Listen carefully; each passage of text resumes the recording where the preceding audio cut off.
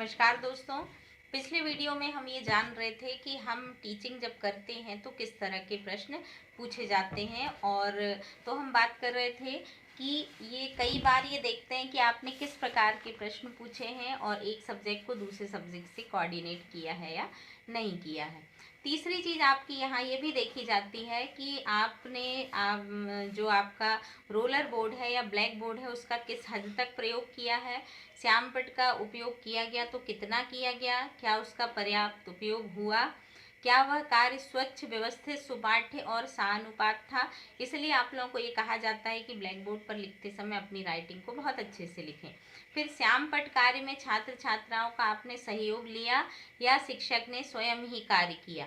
तो श्याम पट्ट कार्य में हम इस प्रकार से सहयोग लेते हैं कि जैसे मान लीजिए आपका काठिन्य निवारण या शब्दार्थ लिख रहे हैं या भाव बोध के या बोध के प्रश्न जब पूछ रहे हैं तो बोध प्रश्नों का जो उत्तर होता है वो हमको बहुत शॉर्ट में ब्लैक बोर्ड पर लिखना पड़ता है। उसमें हम सहयोग ये लेते हैं कि विद्यार्थी से हम प्रश्न को पूछते हैं, विद्यार्थी उत्तर देता है और हम उसी उत्तर को जाकर के ब्लैक बोर्ड पर लिख देते हैं। तो इस प्रकार से हमने विद्यार्थी का कितना सहयोग लिया है ये भी देखा जाता है। छात्राओं ने कोई लिखित कार्य अपनी कॉपी में किया है या नहीं, आपने फिर उसको करने के बाद आपने उसका परीक्षण किया है कि नहीं, आपने उसको चेक किया है या नहीं, ये भी कई बार देखा जाता है। फिर देखा जाता है कि सहायक सामग्री में आपने क्या यूज़ किया है, उसमें प्रयुक्त चित्र कौन से थे, मानचित्र थे, रेखा चित्र थे या और आकृतियाँ थी, हस्तचित्र थी या छपी हुई थी या आपने स्वयं निर्मित की थी, और आपने मॉडल कौन सा यूज़ किया था, उसको कब दिखाया था। जो आपने टीचिंग एड यूज़ किए हैं वो आपके विषय से संबंधित थे या नहीं, और जब आपने उसके प्रश्न पूछे तो बच्चों को पर्याप्त उत्तर आपने सोचने के लिए दिया या नहीं दिया। और क्या छात्र छात्राओं से आपने कोई प्रश्न पूछे और जब शिक्षकों से विद्यार्थियों ने प्रश्न पूछे तो आपने उनका समाधान किया कि नहीं किया।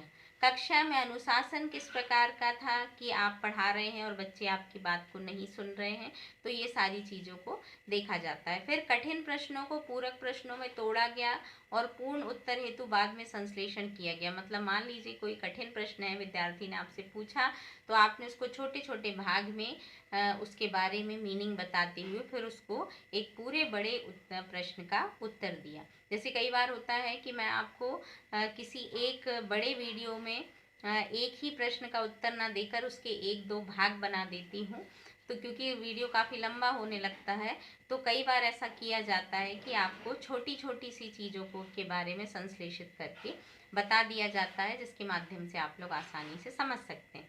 फिर है कि टीचर्स जो हैं, शिक्षक शिक्षिका, उनके व्यक्तित्व व आदर्शों का वर्णन भी देखा जाता है कि आपने किस प्रकार के कपड़े पहने हैं, किस प्रकार से पहने हैं। सबसे बड़ी बात यह है कि टीचर एजुकेशन एक ऐसी चीज़ होती है जहाँ पर आपके फैशन को महत्व नहीं दिया जाता, क्योंकि आप ये मान के चलिए आप में ड्रेसिंग सेंस होना चाहिए, कलर कॉम्बिनेशन पहनिए, सारी चीज़ें पहनिए, लेकिन आप जब कहाँ, अगर आप टीचिंग में जा रहे हैं या आप अपनी कक्षा में पढ़ाने जा रहे हैं तो कक्षा में पढ़ाने के लिए जो नियम है वो ये है कि आप साड़ी पहनिए, एक पीछे जूड़ा बांधिए, और जैसे मान लीजिए आप जो कम उम्र के जो शिक्षक होते, कई जगह आपकी यूनिफॉर्म आपको सलवार सूट रख दी जाती है, तो आपके जो बाल हैं वो खुले हुए बिखरे हुए नहीं होना चाहिए।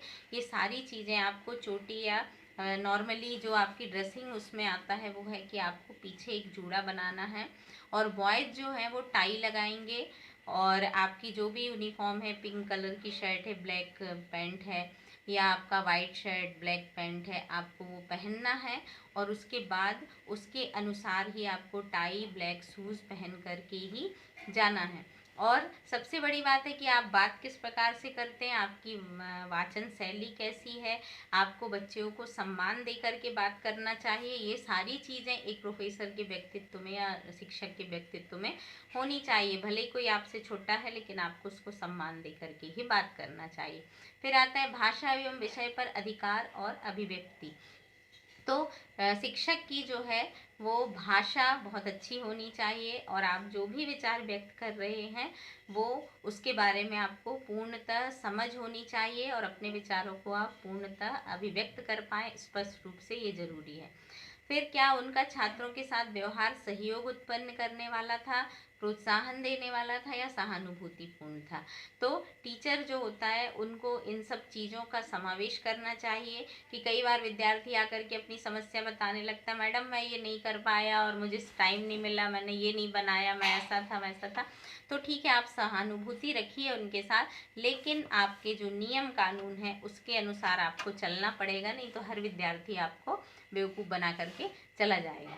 तो कई बार कई लोगों की समस्याएं होती हैं, हम समस्याओं को सुने, उनके साथ सहानुभूति करें, मगर हमारे जो नियम कानून है, एक शिक्षक का जो फर्ज है, उसका जो कार्य है, उसको ज़रूर हमें पूर्ण रूप से करना चाहिए, क्योंकि ये भी यहाँ पर देखा जाता है।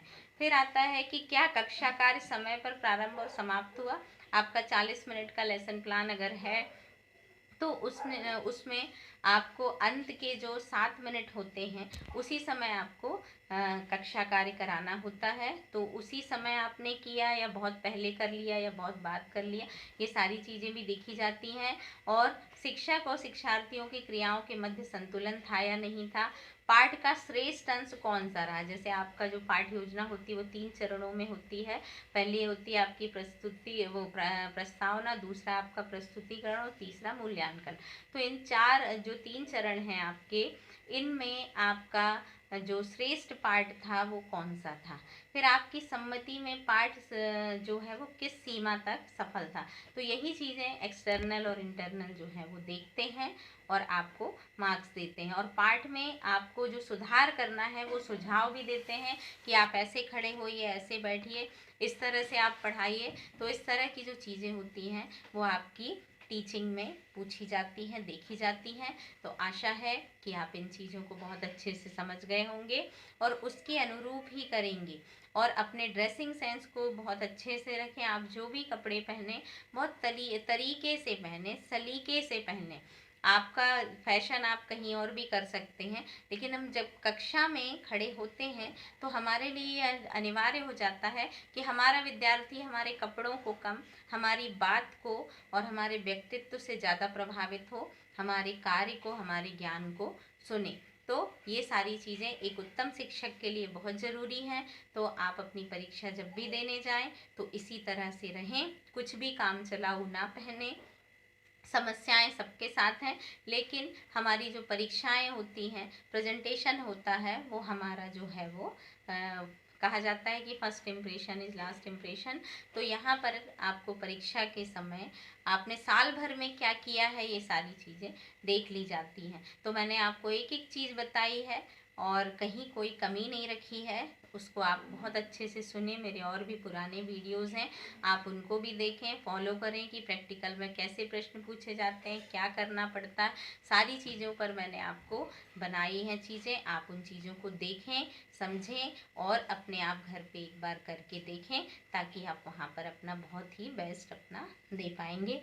आज के लिए बस इतना है। सभी को बेस्ट ऑफ लक और मैं आशा करती हूँ कि आप सब बहुत अच्छे से पढ़ाई करें। और साथ ही एक बात ये भी कहना चाहूँगी कि और भी ऐसे जो विद्यार्थी हैं जिनके ईयर ख़त्म हो रहे हैं और उनको ये लग रहा होगा कि अब मुझे इस चैनल में क्या मिलेगा, तो मैं आपको ये बताना चाहती हूँ कि मेरा जो चैनल है वो आपको मोटिवेशनल भी है, आपका मॉरल से भी रिलेटेड है, धर्म से भी रिलेटेड है, ज्योतिष से भी रिलेटेड है, आपकी साहित्य से भी रिलेटेड है, एजुकेशन से भी रिलेटेड है। तो आपको जीवन से संबंधित बहुत सारी ऐसी चीज़ें मिलने वाली हैं जिसका प्रयोग आपके बच्चों से लेकर के बड़े बुजुर्ग तक बहुत अच्छे से कर पाएंगे। तो आप सब जुड़े रहें परिवार की तरह और आगे भी जो और विद्यार्थी हैं उनको ये चीज़ें शेयर करें, क्योंकि मेरा ये मानना है कि अगर हम अपना काम करते करते 5 मिनट की चीज़ों को, अच्छी चीज़ों को देखते या सुनते हैं तो भी हमारा जो मन है उसमें काफ़ी परिवर्तन आता है और हमारे विचार शुद्ध होते हैं। तो इन्हीं प्रयासों के साथ मैं को आशा करती हूँ कि आप सभी आगे भी मेरे इस चैनल से जुड़े रहेंगे। धन्यवाद।